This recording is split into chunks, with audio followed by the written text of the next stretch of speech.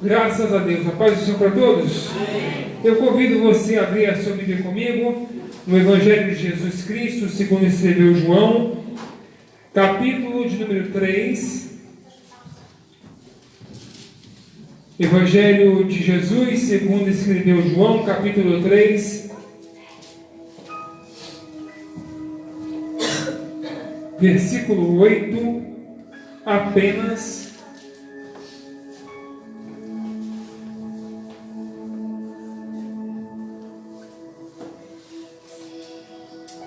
João 3, 8 nos fala assim a palavra de Deus. O vento sopra onde quer e ouves a sua voz, mas não sabes de onde vem, nem para onde vai. Assim é todo aquele que é nascido do Espírito. Eu vou repetir mais uma vez. O vento sopra onde quer e ouves a sua voz, mas não sabes de onde vem, nem para onde vai.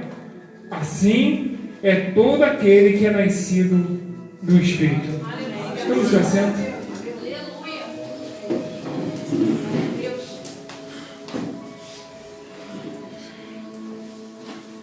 Tem dias na vida de um pregador em que nós abrimos a Bíblia e de Gênesis e Apocalipse nós não achamos nada. Parece que aquilo não desce no nosso coração, aquilo não flui. E eu costumo muito comentar com a pastora isso, assim, pastora, eu preparei algo aqui, mas não bateu, não fluiu. Mas hoje foi diferente. Hoje eu comecei a buscar Deus em torno de meio-dia, foi até mais 3 da tarde, 3:30. E essa palavra começou a ser ministrada no meu coração em cima desse versículo, porque é uma palavra pouco usual. Hoje, quando nós vamos a um culto, nós vemos os pastores, pregadores, não se como mal de ninguém, enfatizando, no caso, a presença do Pai, a presença do Filho, mas esquecem muito da presença do Espírito Santo, porque nós temos em nossa mente que o Espírito Santo é algo que está numa categoria inferior por ser a terceira pessoa da Trindade. E não é assim. O próprio Jesus falou, olha, nós somos 3, mas ao mesmo tempo nós somos um. Eu e o Pai somos um, o Espírito também está em movimento. Quando Jesus ele estabelece um plano, ele estabelece um plano com sucessão. Ou seja, ele tinha um momento dele, tinha um momento do Espírito e tinha um momento também do governo do Pai. O que eu acho interessante é que nesse tocante aqui, o Espírito Santo é como se fosse uma criança que ao iniciar esse culto estava na porta, talvez pressionando uma mão contra a outra e querendo dizer assim, quem sabe não é hoje que ele ouve a minha voz, quem sabe não é hoje que ele muda a vida dele, quem sabe não é hoje que as coisas começam a acontecer, quem sabe não é hoje que eu tenho a chance de transformar o vale em monte e transformar o insucesso em sucesso. E é assim que o texto me mostra, porque aqui não está falando de um homem qualquer, mas está falando sobre Nicodemos. Esse homem não é um homem qualquer, mas é um homem que tinha na vida dele um referencial. Nicodemos era mestre em Israel, conhecia o Torá, o livro dos judeus, era doutor da lei. Era um homem que era reconhecido, era alguém que era membro do Sinédrio, que era como se fosse o fórum daquela época. Aquilo que era decidido no Sinédrio era chancela do céu. Tanto que Jesus, se você não sabe, eu estou vendo uma andança na igreja, eu queria que todas as pessoas pensassem nesse momento. Tanto que Jesus, ele foi condenado pelo Sinédrio. Ou seja, o que eu estou querendo dizer para você é o seguinte, que esse homem era alguém que muitos amavam, porque reconheciam nele alguém, mas também ao mesmo tempo, por ele ser alguém que julgava, ele era temido. Esse homem aqui era um homem que andava com a sua roupa, a sua indumentária, a sua mitra, dizendo santidade ao Senhor. Era um homem que aonde passava, as pessoas sabiam quem ele era, e diziam assim, olha, vai ali, ó, Nicodemos, camarada bom de Bíblia, camarada que era reconhecido aonde ele chegava, aonde ele colocava os seus pés, as pessoas sabiam quem ele era. Só que esse homem, ele tinha um problema. E eu posso conjecturar aqui nessa noite, porque isso não vai influenciar na palavra. Mas eu acredito que esse homem tinha um problema no sono. Porque ele tinha o dia inteiro para ir ter com Jesus, para ter contato com o Senhor. Mas eu acredito que durante o dia, já alguns dias, ele tem ouvido falar de um Jesus. Mas o que chamou a atenção dele não foi que Jesus fazia milagre, não era que Jesus curava o leproso, não era que Jesus dava vista ao cego, mas o que chamou a atenção é o que falaram para ele em relação a pecados. E disseram para ele, olha, Nicodemos, esse homem, ele traz paz ao aflito, e ele tem o poder de perdoar pecados. E eu acredito que a insônia que ele estava sofrendo por ter ido ter com Jesus à noite, foi o momento que ele encontrou de falar assim, olha, eu vou resolver o meu problema, porque à noite ninguém vai estar indo buscar ele. Só que quando ele chega na casa, a casa está cheia, a casa está lotada, muitas pessoas estão ali porque estão seguindo Jesus. E aquele que poderia resolver o problema dele, apaziguar o coração dele, teve que decidir entre a salvação dele e o prestígio que ele poderia perder. Porque ele não queria reconhecer a fragilidade. Quando ele colocava aquela veste dele, ele dizia, eu sou o super-homem. Mas só ele conhecia as suas fragilidades quando ele chegava em casa, tirava a sua mitra, tirava a sua roupa e se olhava no espelho. Aquilo era uma máscara. Aquilo era muito bonito para todos verem, mas para ele mesmo se enxergar. Jesus teve que contar uma história para ele.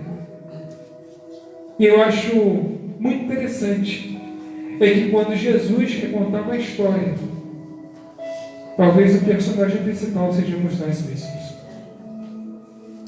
O que acontece é que esse homem se prepara e fala assim, hoje eu não vou dormir.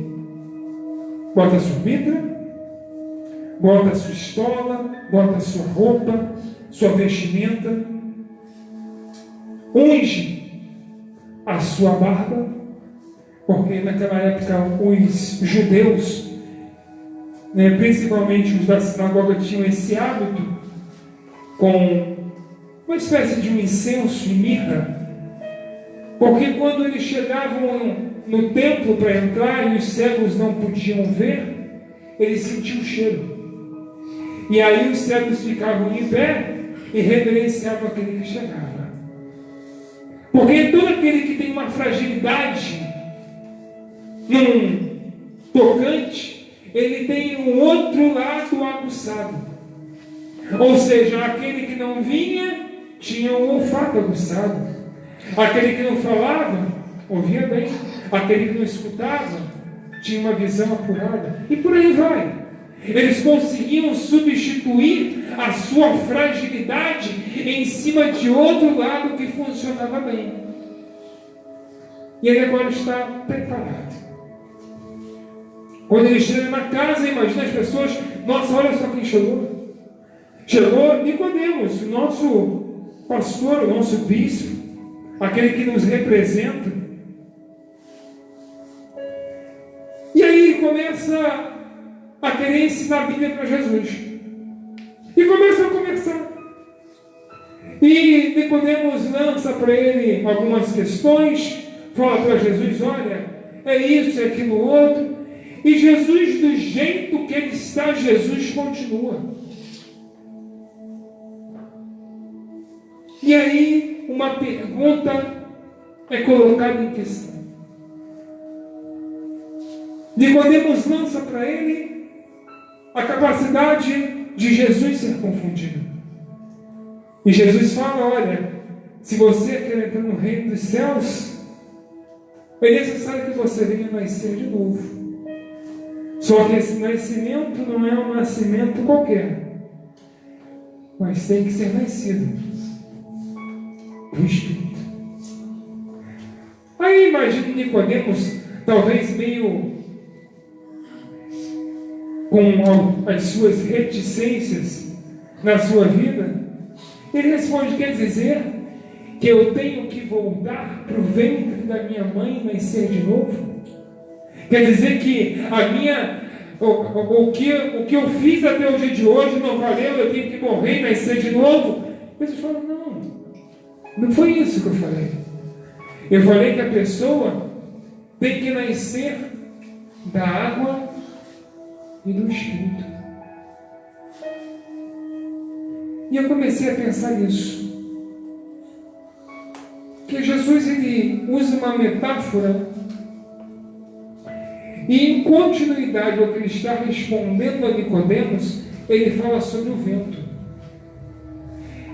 E eu cheguei à seguinte conclusão e falei com a pastora isso nessa tarde. Deus não quer ter filhos adotados, mas Deus quer ter filhos biológicos. Porque o filho biológico, quem é pentecostal vai entender, carrega carga genética no seu nascimento. Mas você não entendeu. O filho adotado é uma atitude linda, maravilhosa. Eu tenho até o desejo de adotar uma criança. Mas o filho biológico é aquele que carrega uma carga genética dos seus criadores. O que eu estou dizendo para você nessa noite é o seguinte: tudo o que você aprendeu até o dia de hoje, que era justamente o que ele tinha aprendido, Nicodemos tinha um aprendizado muito bom, foi fadado ao fracasso, quando Jesus falou para ele: olha, Nicodemos, o que me importa não é o que você viveu, mas é o que você passa a viver a partir do dia de hoje. Muito bem. E aqui eu entro na doutrina do Espírito Santo. Eu tenho mais 15 minutinhos para te entregar o recado de Deus, porque aqui começa a mensagem dessa noite. A paracletologia é reconhecida como a doutrina do Espírito Santo. A doutrina na qual nós falamos, olha, o Espírito Santo é uma pessoa, o Espírito Santo tem uma atitude, o Espírito Santo é justamente aquele que dá lugar à obra-prima de Deus, é justamente o Consolador, aquele que tornou a nossa carga mais leve, é aquele que Jesus deixou quando ele foi assunto aos céus. Na criação, acontece um fator fantástico. Eu imagino ali o cenário sendo montado. A Bíblia diz que no princípio criou Deus os céus e a terra. E diz que a terra era sem forma e vazia, mas o Espírito estava se movendo sobre a face das águas. No momento que ele está se movendo, Deus começa a obra da criação, mostrando para mim e para você que ele não está parado, mas ele está em movimento. E nessa noite aqui é noite de movimento de Deus na sua vida, porque eu creio certamente que Deus tem algo para fazer na sua e na minha vida nessa noite. Escute. O Espírito está se movendo. Deus começa na sua obra criativa, na sua obra-prima. Ele começa a criar as coisas. Luz, terra, céu, água.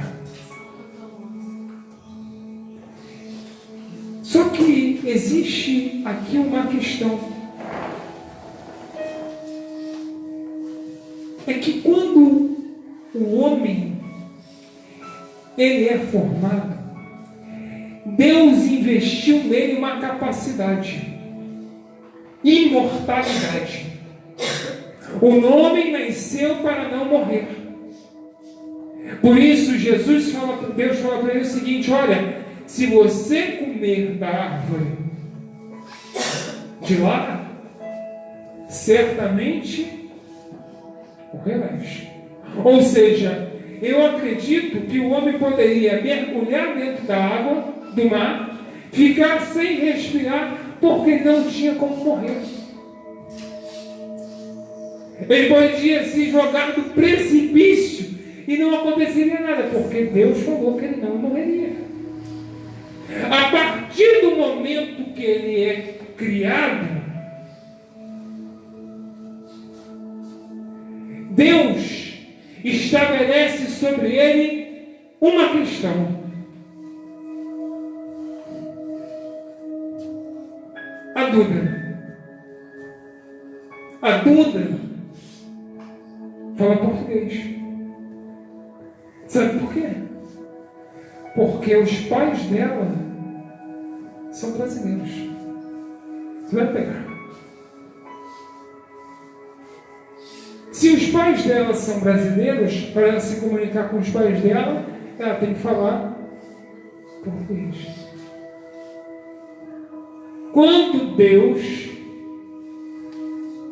forma um homem, ele não tinha pai terreno, nem mãe terrena, mas o pai dele falava uma língua.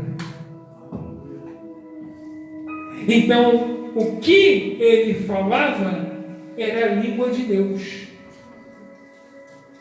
Deus, ele descia diante do homem na sua glória,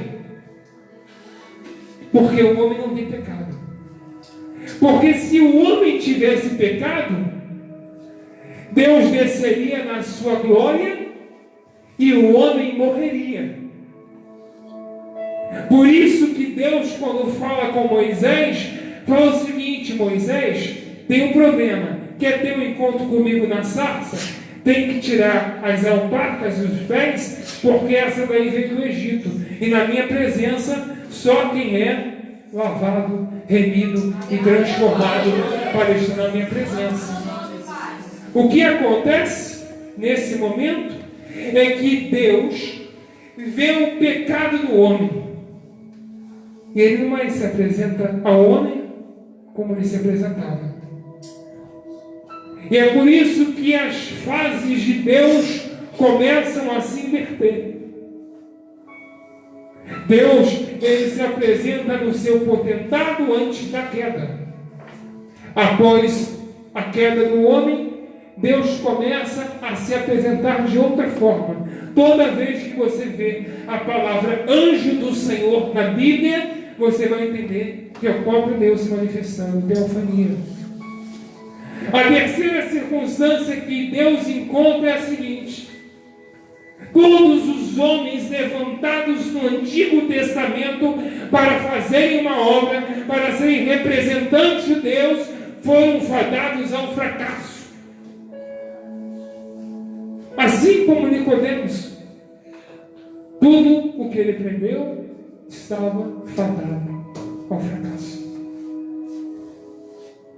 Aí Deus, na sua criatividade, pensa assim: eu tenho que dar um jeito no homem, porque eu não consigo entender por que o homem não consegue aceitar o meu propósito, o meu plano.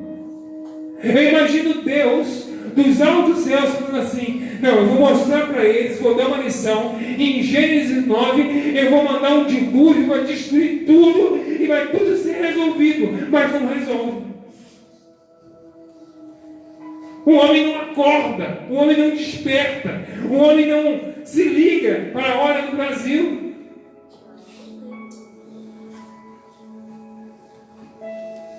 E eu fico imaginando a vida de um homem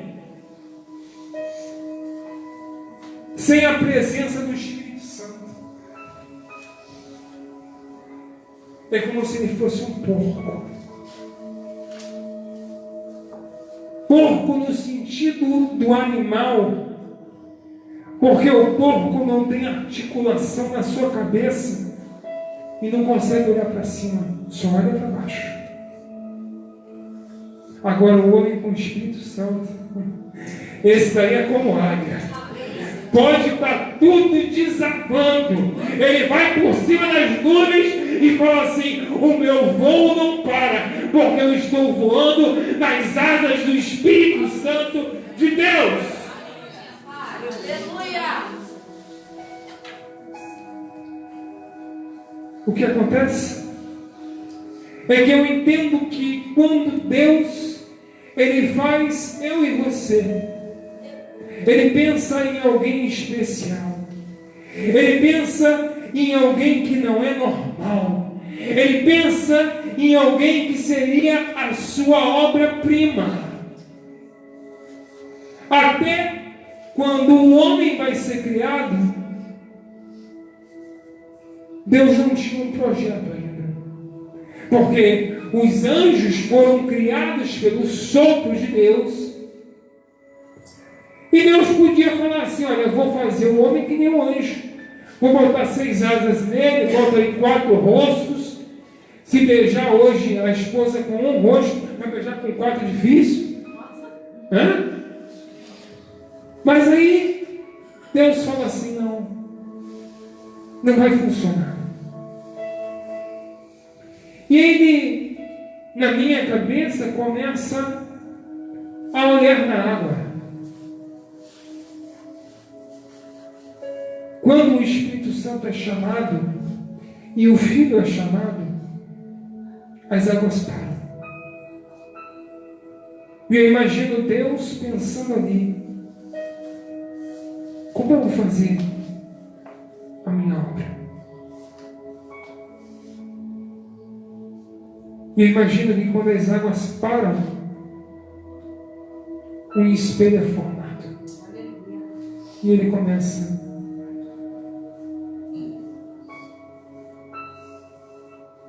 tive uma ideia. Vai ser que nem eu. Porque só alguém parecido comigo vai entender o que eu espero dele. Espírito, vem cá. Filho, vem cá. Vamos juntar aquilo que nós temos de especial e vamos fazer ele a nossa imagem, a nossa semelhança. Não vai ser o sopro dessa vez, mas vai ser aquilo que eu estou tirando de dentro da água, porque ele tem que nascer da água. E essa argila, ela vai ganhar forma, porque se ele nascer da água, vai ser diferente. A obra vai ser perfeita. Que Deus foca, Deus toca, Deus pensa até na voltinha da sua vida. E quando termina, ele fala assim, nasceu da água. Só que agora, ele tem que nascer do Espírito. E Deus vai nas narinas e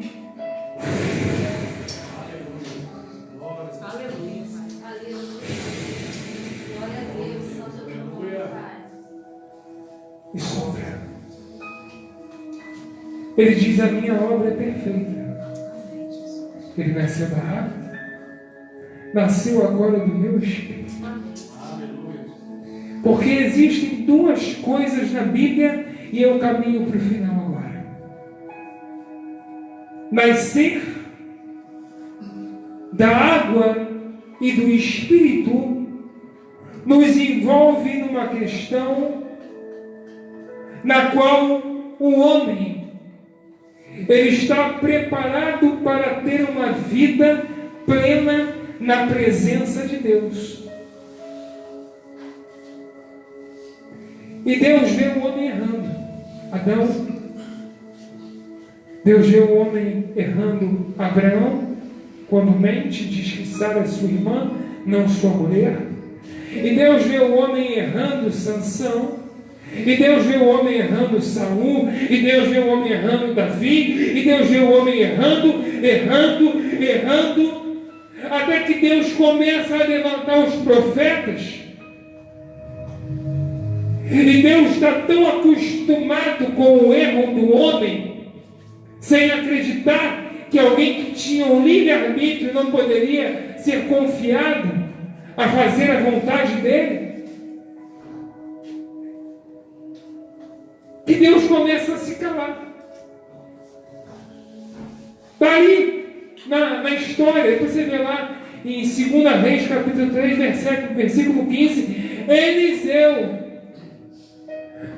está diante da presença de Deus, falando assim, Deus, me dá a palavra, que eu quero profetizar, eu fui chamado para ser profeta.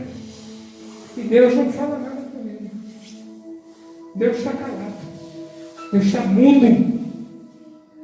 E ele falou, Deus, me dá a palavra, eu quero profetizar a sua palavra, a verdade da minha boca e tal, não sei o quê. Aí tem que chamar um tocador de harpa, para que ele possa incomodar Deus.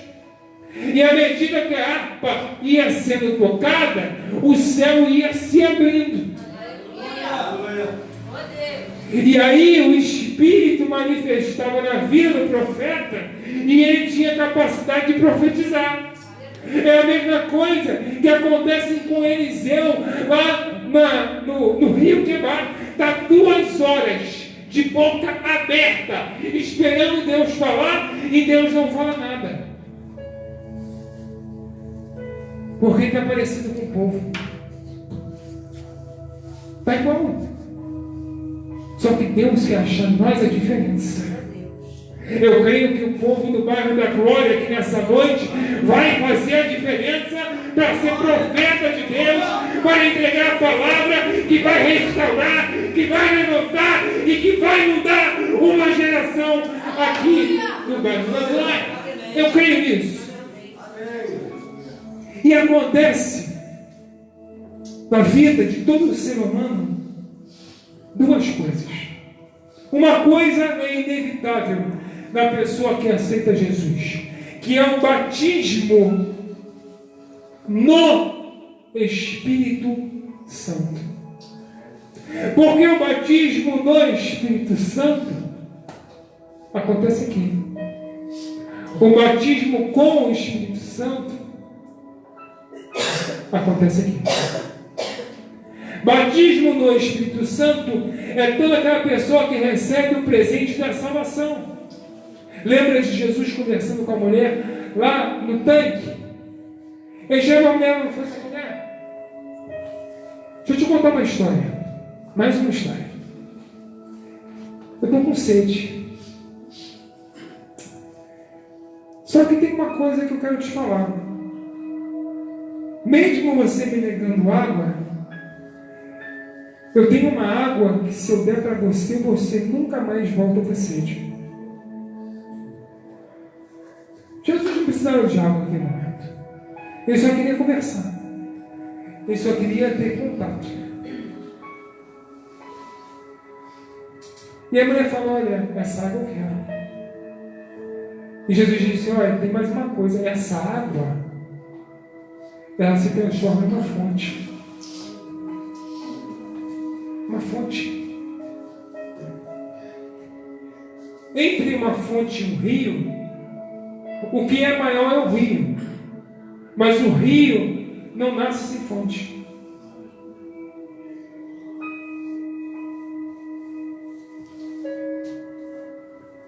Olha a água de novo. Aí ele diz assim: olha, tem mais uma coisa. Tu está errando direto. Porque você já teve 4 maridos e o que está contigo agora não é teu. Mas tem uma coisa.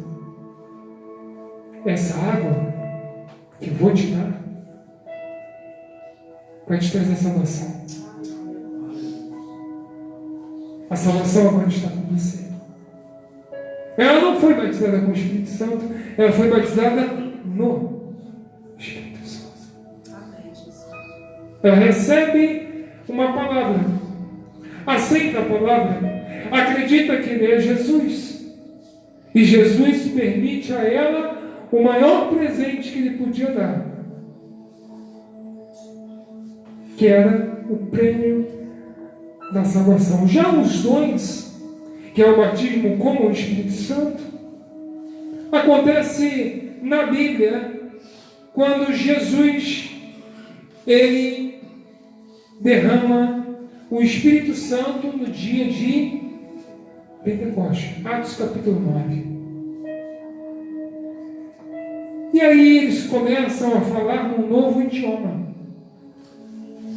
E aqui você vai pegar o que eu quero dizer para você. O idioma que eles falavam não era um idioma comum, mas era o idioma de Deus. Porque eles não sabiam falar em outro idioma por causa do Espírito Santo. E é justamente o idioma que Abraão recebeu em instituição divina. Mas aí o segundo Adão vem, que é Jesus, e fala assim: ei, vamos mudar essa história. Vamos fazer diferente. A partir de hoje, através do Espírito Santo que vai agir em você, através do meu sangue que vai ser derramado, através do meu corpo que vai ser entregue, o véu vai ser rasgado. E agora, se você quiser falar com ele, pode até falar com ele, mas seria melhor no idioma dele. Porque se você fala no idioma de Deus, Deus entende o que você fala. Se você fala no idioma de Deus, Deus entende o que você fala. Ele está com seus ouvidos abertos. Quando o tocador de harpa começa a tocar a harpa para o profeta, Deus está sentado. Mas quando o cheiro começa a chegar na presença dele, ele começa a se inclinar.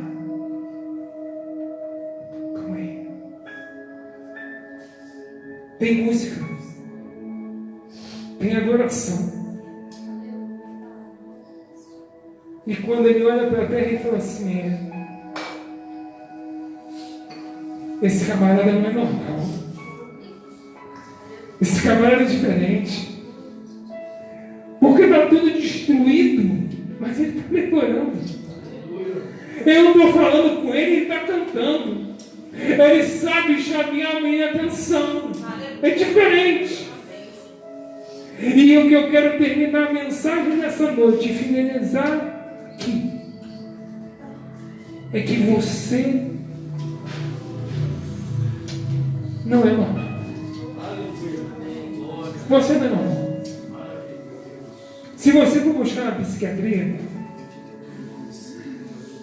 Eu estava lendo outro dia sobre transtorno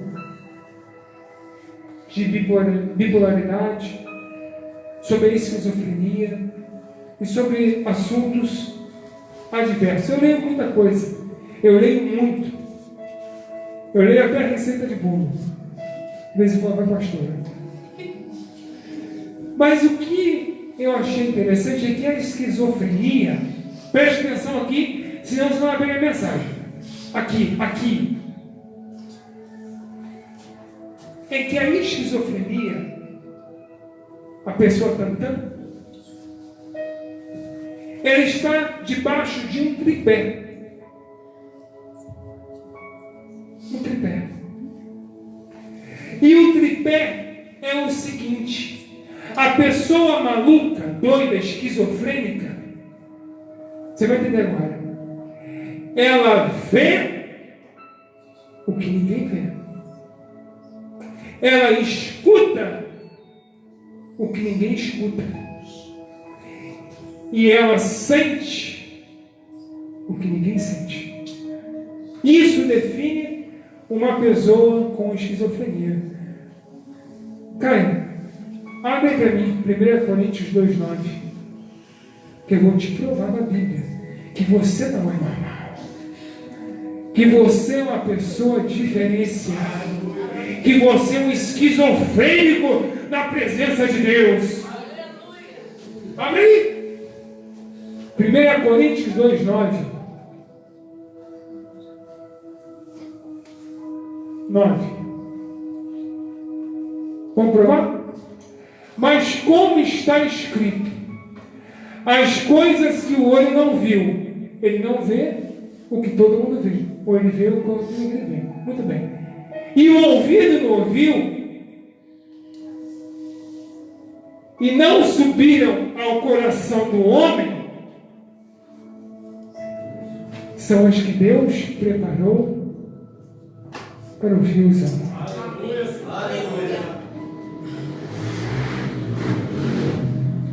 Vê o que ninguém vê, ouve o que ninguém ouve, e sente o que ninguém sente. Aleluia. Marcou? Foi isso que Deus fez com você. Fez você nascer da água do Espírito para você ser diferente. Aleluia. Já viu? O sonho de José, isso é loucura. O cara é coente mental. Ele é o menor e é justamente quem colhe mais. Ele é o menor e vê o sol e a lua e 11 estrelas se prostrando em relação a ele. Isso é delírio. Isso não é normal. Mas se isso é ser normal, eu quero ser o mais doido, o mais chapado, o mais maluco na presença de Deus. Eu acho que Deus tem algo com os dois, não é possível. Por isso que o pastor é meio doido, meio maluco. Porque não é possível, gente. Um Deus criador, um Deus santo, um Deus poderoso, falou assim: olha, ele está errando, mas eu vou dar mais uma chance para ele. Tem que nascer de novo, camarada. Vamos fazer diferente. Ei, vamos falar num outro idioma. Muda a forma de falar. Deixa eu batizar você. Está lá João Batista. Se tem um camarada maluco, é João Batista. O camarada se veste com pele de camelo, come gafanhoto e mel silvestre, e toma água do Jordão, que era uma água suja. E o camarada está ali, pregando. E eu imagino Jesus chegando para ser batizado por um homem doido desse. O homem está acostumado a dar uma coça em todo mundo que está ouvindo nele. Ó, todo mundo aqui é cobra, tem que ser batizado, porque se não for batizado não vai ser salvo, e tem que mudar de vida. Quando Jesus chega e fala assim: calma aí, a minha pregação tem que mudar. Agora, eu não batizo mais cobra, eu batizo cordeiro. Eu batizo cordeiro. A partir desse momento, as coisas mudam. Porque o Espírito desce. Aleluia, Pai. Glórias a Deus.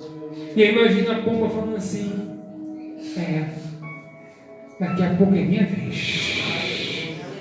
Daqui a pouco é minha vez. Daqui a pouco eu vou voltar num voo. Mas o meu voo vai ter um prazo de duração.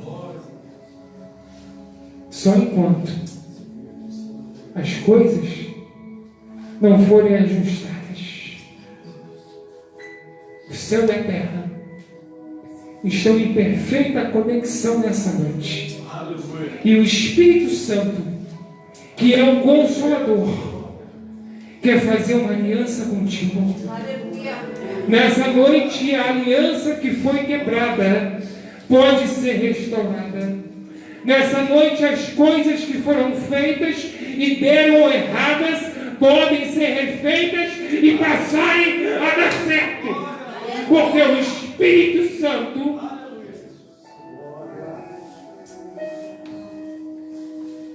desceu sobre a tua vida nessa noite. E eu ministro sobre você: receba poder, receba poder, receba poder, receba poder, poder, ao descer sobre vós o Espírito Santo de Deus. Receba nessa noite poder do Espírito Santo de Deus. Que o Senhor te abençoe poderosamente. Amém. Fiquemos de pé.